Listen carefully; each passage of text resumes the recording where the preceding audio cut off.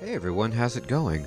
Dr. Incompetent here, and let's play some Amazing Cultivation Simulator here in 2021. Now, I was looking at this, and I did the prologue tutorial last episode, and it's time then to jump into the next part of the tutorial. I could go right into classic mode, and you might choose to do that when you play, but there's so many game systems that I would like clarification and edification on. So let's just write the ship a little bit and do as much of this as we can. So the first part of the basic tutorial is called Material Acquisition and Processing, and it says learn basic material acquisition and processing in this tutorial. During the tutorial, players can press escape twice to skip the task and continue the tutorial. Interesting. Okay. So I'm just going to start this tutorial and see what happens.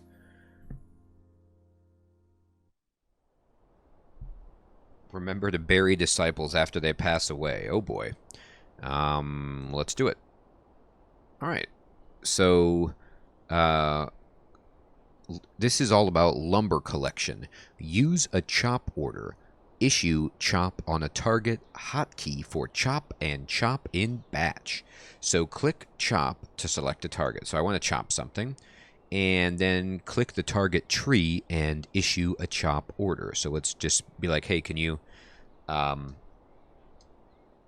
chop this tree? And then it says right click to cancel the selection mode.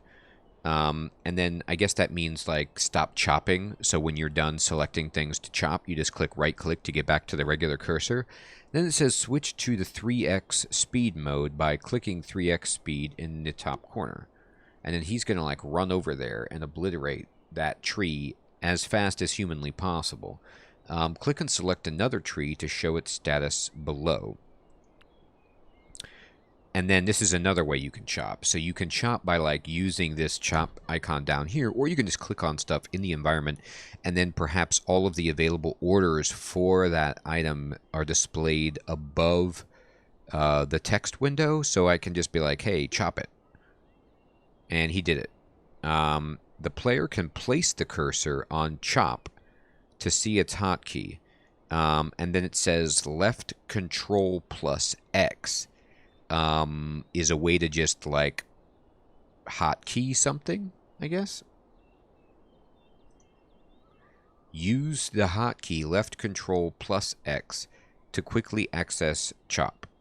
Oh, okay. And so if I push left control and X, you know, like I'm going to cut something, get it?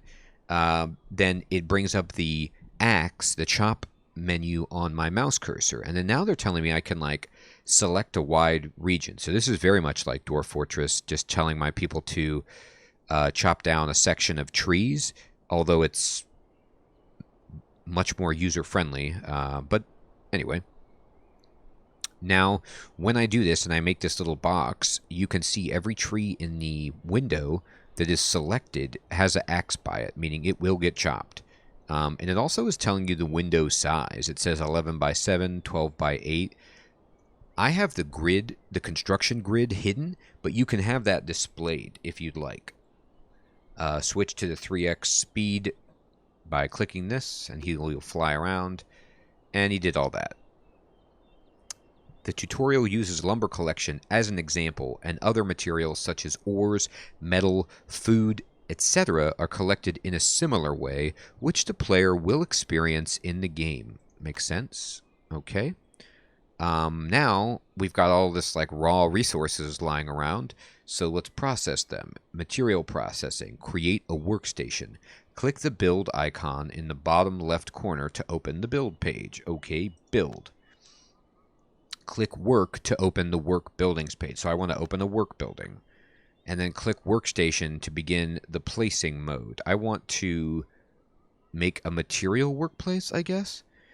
And when I mouse over this, it says does not require any materials, just an area on the ground to process simple materials. Okay, so I'm going to like put it here, I guess. And then select a workstation to show its status, and it says demolish or produce. And I want to produce timber. So this is all the stuff you could make here, I guess. Brownstone block, graystone block, marble block, timber. And then they're going to make timber. And then you can click loop to see how many times in the drop-down list. So I can be like, hey, how many do you want to make? I can do 10, a 10 stack, a 50 stack, infinite, or cancel a loop. So let's just do 10 and then close this. And then now he's going to like fly over there, and he's picking up all of the lumber from the piles that he left behind of each tree because I don't have a resource like depot built. And he takes it over there to turn all of that felled wood into timber. Material processing is normally done in corresponding buildings, and workstation in this tutorial is only the basic material processing station. As the game progresses, the player will unlock more specific material processing stations, such as wood processing station, stone processing station, furnace, etc., for more efficient material processing. Okay. Next level of the tutorial says learn basic room construction in this tutorial. So let's go ahead and do that. Next level. Initializing, loading some stuff. Here we go. All right. So we want to make some rooms. We have enough resources. Now let's use them to build a room for characters to live in. So up here it's showing me that I actually have 201 wood, and I'm ready to go. And so I click on the resources, I guess, and then I say build, and then I say with wood, build a wall, and it says click wall to begin the placing mode. Wall is a basic structure which can be used to create a closed room. The room must be within 300 to 400 grids. Wow. Available main material, which is what I have selected, or bar, which I have none.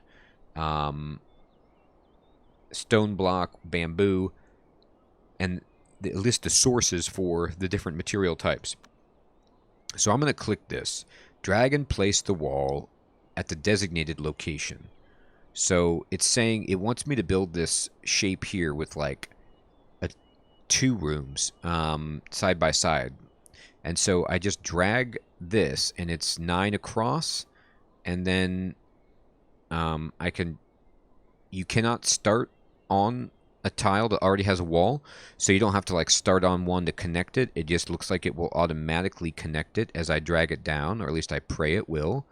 And then you go this way, and then this way. And then now I have everything selected. And it says click door to begin the placing mode. So you build all of the walls first, apparently, and then you can build a door on top of existing walls to be built. A basic structure used to enter or exit a room. Connecting doors facing the same direction will be viewed as one door. Okay. So I want to put a door on each person's room. Awesome. I'll put one here, and I'll put one there. And then now these little rooms have doors. Click life to open the life buildings page. Click bed to begin placing mode. All right, so we build them a little bed to sleep in. All right, disciples, there's a bed for you, and here's a bed for me. Now the bed says a single bed that can provide you with a good night's sleep. And you could build it with bars, timber, stone, whatever. I have timber, so I'm building with that. Now it's time to click decorations, and we want to build oil lamps, a light often used indoors that shines at night to illuminate its surroundings. Awesome. All right, let's put it right by their bed. Yep, so they can see. Cool. And then we switch to 3x speed so they do this really fast. Now they're both actually helping out with this process. Wow, look at them go. Look at that. Yes, that's awesome. After the tutorial for room planning, the player can plan other rooms according to their needs, but remember that the largest size of room is 400 and the smallest is 3. All right, I'll remember. Click the bed in the room. And this is called room arrangement and related stats. Click a bed. Assign. Oh, this is so good. Assign ownership. If the target is a bed, the owner of the room will also change. All right. So I'm going to select the first character, Zong Zin. I'm not saying that correctly. And I say confirm. So this is like his bedroom. He's like, thank you. Select the room by clicking the empty area in it. Okay. And then the player can use this to name the room. Cool. So it's room space 9. Okay, so this is what I was worried about or curious about before. 9 means 9 grid squares. That is the space. So when they say 3 is the smallest room, it could be like literally you come in and then there's just 3 squares and there's like a bed and that's it, you know, kind of prison cell style or something. But that's the smallest it could be. Now I'm going to click on this and we can change the nickname if we want. And then we can use this to check the current temperature in the room. It's 33 degrees Fahrenheit. I have switched, it's default Celsius. I have switched to Fahrenheit because I am an American fool and we use Fahrenheit. Room temperature, the current temperature in the room. Bare boned. I can check the effect of the room. Room quality. The quality level of the room's furniture and facilities. The player can use this to check the layout of the room. Room layout. Whether the room is cramped or spacious. It's normal. And then the player can use this to check the attractiveness of the room. The overall attractiveness of the room. It's ugly. Aww. Having a room is one of the most basic needs for disciples. It is important to provide a comfortable room for disciples. Yeah, that makes sense. Gotta have a nice place you can call home if you want to make a good sect. Great. So we've done the first 2 of the basic tutorials. Now it says in the next level we can learn basic exploration. Ooh, interesting. Let's do it. Let's see what that's all about. Immortal rumors, huh? Okay. So what's going on here? First, exploration. Issue an explore order. Click the explore button in the bottom menu.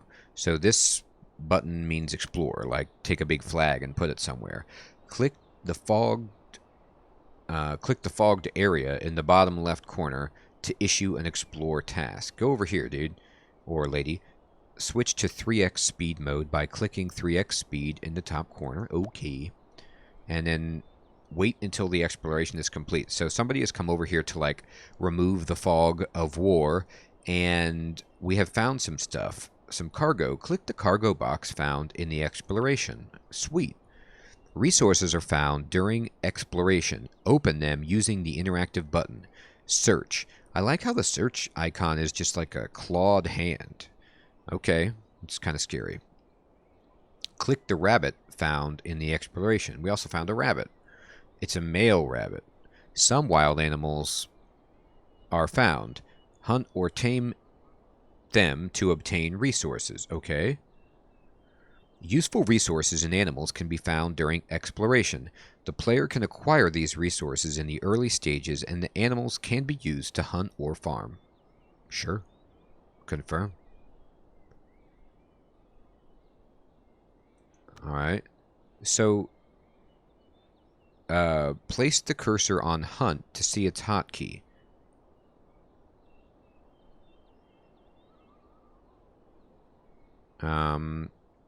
Explore area is left control plus F. Okay. And then, so if I say control F, I can like select a big range or just click it over here and then it'll go over there. Somebody got hurt. That's bad. Click the ore vein found in the exploration. So we discovered this ore vein. And then a vein of rare ores is found, which can be collected if needed. Okay. Place the cursor on the newly discovered soil to check the info. So we found like what? Fertile soil? Maybe fertile soil that can be used for farming. So if we found fertile soil, we can turn it into farmlands. That sounds good. Ore veins and fertile soils can be found during exploration. The player can use them for mining and farming if needed. Confirm. Use the hotkey left control plus F to quickly access Explore. All right, so I'll do that. And then click the fogged area in the top left corner to issue an Explore task. Go up here, somebody. And then there they go, and you can see their path. He's running over here. He ran across the lake, no problem. Click the giant ginkgo found in the exploration. So we found like a big tree. Giant ginkgo is not only beautiful, it is beautiful, but can also gather ki. It is helpful and rare. It is a helpful and rare resource for the early stage of training. That's right. You know, having seen the Mulan movie, we understand how important chi is. Although I don't know if this like qui is the same as chi or anyway, whatever. Click the lotus found in the exploration. In the early stages, lotus is an affordable resource for food. Well, affordable is good. So we're eating lily pads, eh? The player can use Explore to gradually search all the areas in the minimap, or the map rather, and discover new resources, soils, animals, etc. Perfect. Alright, so now we know how to chop down trees, we know how to explore, and we know how to build rooms. Now we're going to look at basic survival. That seems important. We got to eat, right?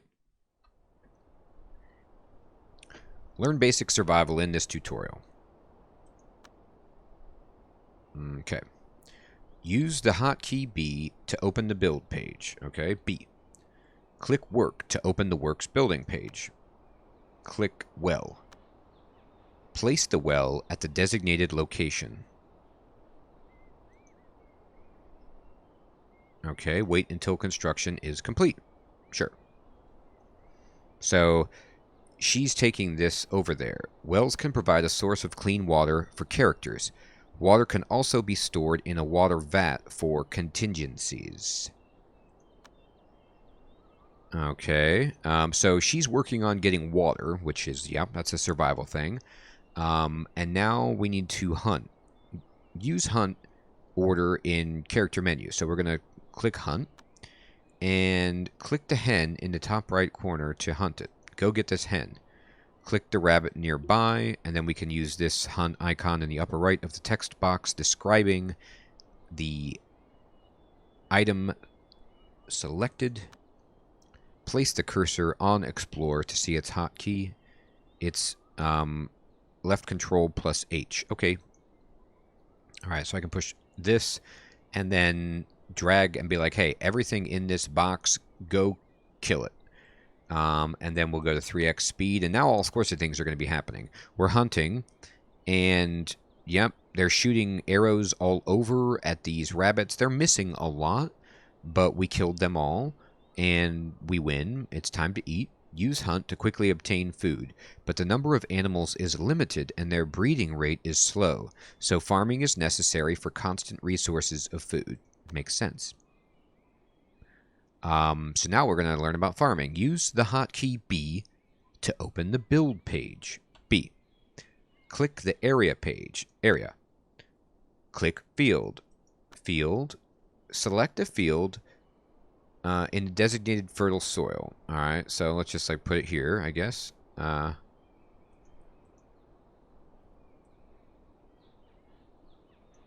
Okay. Select the field. And then we want to say grow plants. By the way, that part of the tutorial, I actually had to drag and drop a box within that highlighted area to progress. In case you're wondering why I left click and it did nothing. They wanted you to drag and drop. Click the interactive button to grow plants. Bam. The player can place the cursor on wheat to see info on planting wheat. It says wheat is the main source of food. Despite a long growth period, it is resilient and can grow in a temperature between 32 and 104 degrees Fahrenheit and grants a hefty yield to boot. Great. The player can place the cursor on mushroom. Okay, mushroom. Common mushroom often grows in an environment of 64 degrees Fahrenheit to 73 degrees Fahrenheit. Wow, that's really specific and can only grow in the dark. Yikes. So we're going to grow wheat because this is outside, and that's a very limited temperature range. But then again, if a mushroom's in a cave, it's a pretty controlled temperature environment. There are many kinds of food in the game. Not only can crops grow in soil, they can also grow in water. That's right, like rice. Okay, perfect. So now we have completed the farming tutorial, and we're going to learn basic storage planning in the next tutorial. So now we're going to learn how to build like a warehouse or a place to collect and localize all of our resources. And that's fantastic. And we are going to get into that in the next episode. Everyone, I want to thank you so much for working through the tutorial with me. I have to say, I was worried that the tutorial would be opaque, but this is very helpful. And I think that putting in all this time up front to get over the learning curve of the game is definitely going to help me enjoy it more than just pounding my head against the monitor, not knowing what to do. I know that I'm going to forget like a huge percentage of this, but I will remember, hopefully, in the actual gameplay, enough of it to make progress and then brush up if I need to. I want to thank you all so much for watching this second episode here of Let's Play this fantastic, amazing cultivation simulator here in 2021. I hope you have an excellent evening or day, and I will check you guys next time. Hopefully your disciples are making your sect flourish. I don't even have a sect yet, but I'm looking forward to it. All right, everybody. Take care.